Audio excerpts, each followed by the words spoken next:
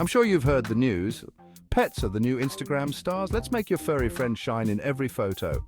First up, get on their level. No one likes a double chin, not even Fido. So squat, kneel, or even lie down to capture your pet's best angles. Next, lighting is key. Natural light works wonders. Think early morning or late afternoon. Avoid that harsh midday sun.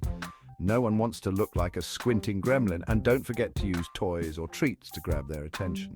A squeaky toy can make those ears perk up faster than you can say cheese. Now, how about those action shots?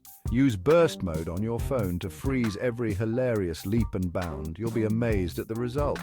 Lastly, practice makes perfect. Keep snapping, experimenting, and most importantly, have fun. Your pet's personality will shine through. So, grab your camera and get ready to capture some pawsome moments. Happy snapping, pet lovers.